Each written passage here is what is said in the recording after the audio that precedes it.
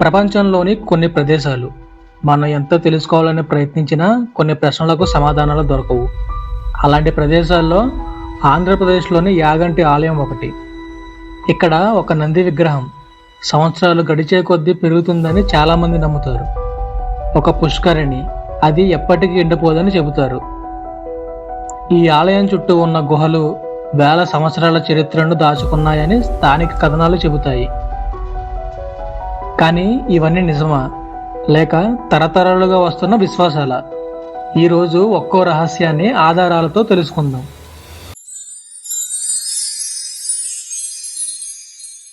ఆంధ్రప్రదేశ్లోని నంద్యాల జిల్లాలో కొండల మధ్య ప్రశాంతంగా నిలిచి ఉన్న ఈ దేవాలయం శ్రీ యాగంటి ఉమామహేశ్వర ఆలయం. రోజు వేలాది మంది భక్తులు ఇక్కడికి వస్తారు. కొందరు దర్శనం కోసం, మరికొందరు ఈ ఆలయంలోని రహస్యాలను తమ కళ్ళతో చూడడానికి వస్తారు.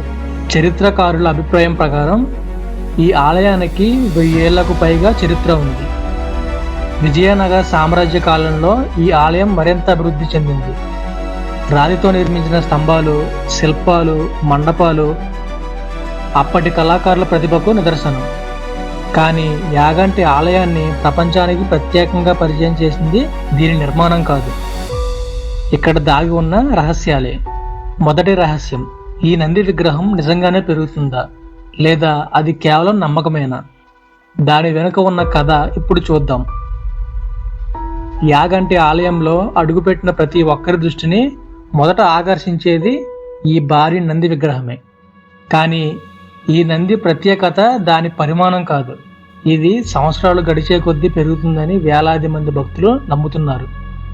ఇంతకీ నిజంగానే రాతి విగ్రహం పెరుగుతుందా, లేక అది కేవలం ఒక నమ్మకమేనా? శాస్త్రీయంగా చూస్తే రాతి విగ్రహం జీవంలా పెరగడం అసాధారణమైన విషయం. ప్రస్తుతం దీనిపై అందరూ అంగీకరించిన ఒక శాస్త్రీయ వివరణ లేదు. అయితే ఈ నమ్మకం వల్లే ప్రతి సంవత్సరం లక్షలాది మంది భక్తులు యాగంటికి వస్తుంటారు. భక్తుల దృష్టిలో ఇది ఒక అద్భుతం, శాస్త్రవేత్తల దృష్టిలో ఇంకా పూర్తిగా అధ్యయనం చేయాల్సిన విషయం. కానీ యాగంటి రహస్యాలు ఇక్కడితో ముగియవు. ఈ ఆలయం గురించి మరో ఆశ్చర్యకరమైన విషయం, ఇక్కడ కాకులు కనిపించవని ఎందుకు చెబుతారు? మనం ఏ దేవాలయానికి వెళ్ళినా పావురాలు, చిలుకలు, కాకులు కనిపించడం చాలా సహజం.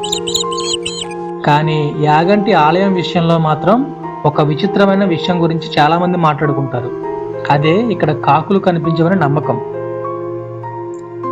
స్థానిక కథనం ప్రకారం ఈ ప్రాంతాల్లో అగస్త్య మహర్షి తపస్సు చేస్తున్న సమయంలో ఒక కాకి ఆయనకు అంతరాయం కలిగించిందని, దానివల్ల ఆ కాకికి శాపం ఇచ్చారని చెబుతారు.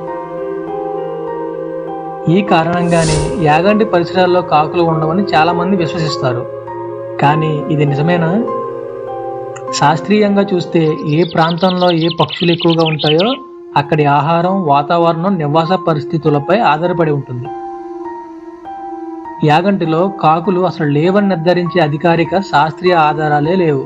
అయితే చాలా మంది సందర్శకులు వాటిని చాలా అరుదుగా మాత్రమే చూశామని చెబుతారు. భక్తుల దృష్టిలో అది అగస్త్య మహర్షి మహిమ అని, శాస్త్రం దృష్టిలో దీనిపై స్పష్టమైన నిర్ధారణ లేదు.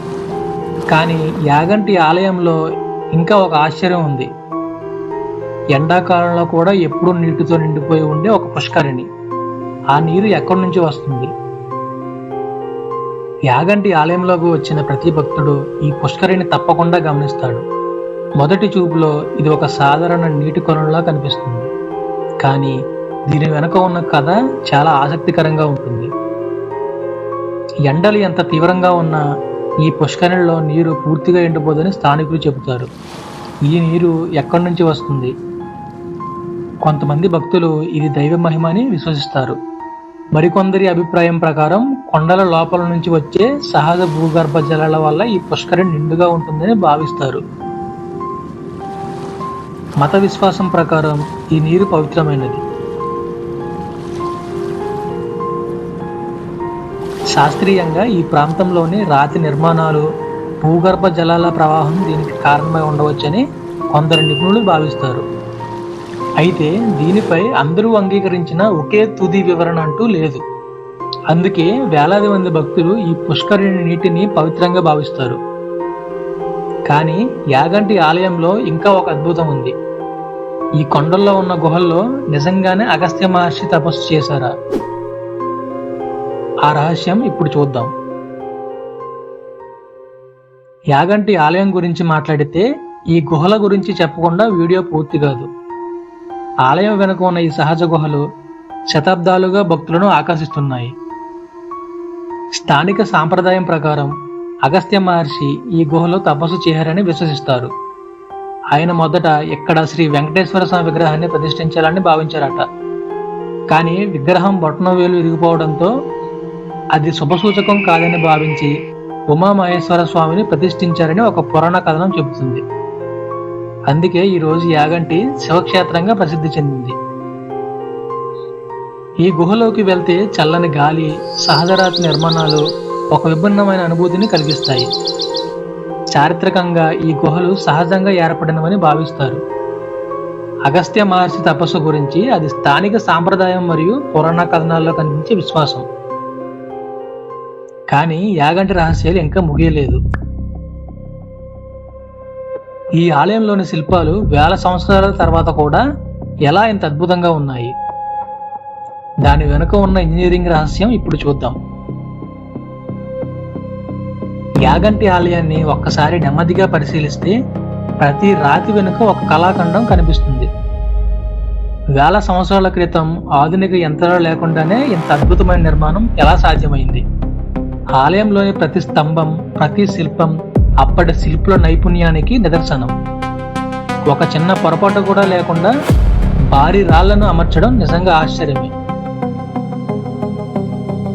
చరిత్రకారుల అభిప్రాయం ప్రకారం ఈ ఆలయ నిర్మాణంలో విజయనగర శిల్పకళ ప్రభావం స్పష్టంగా కనిపిస్తుంది. అందుకే యాగంటి కేవలం పుణ్యక్షేత్రం మాత్రమే కాదు, భారతీయ ఇంజనీరింగ్కు ఒక గొప్ప ఉదాహరణ కూడా. కానీ ఇన్ని రహస్యాల తర్వాత కూడా ఒక చివరి ప్రశ్న మిగులుతుంది. యాగంటి నిజంగా రహస్యమా, లేక మన విశ్వాసమా, లేక మన విశ్వాసమే దాన్ని ప్రత్యేకంగా మార్చిందా?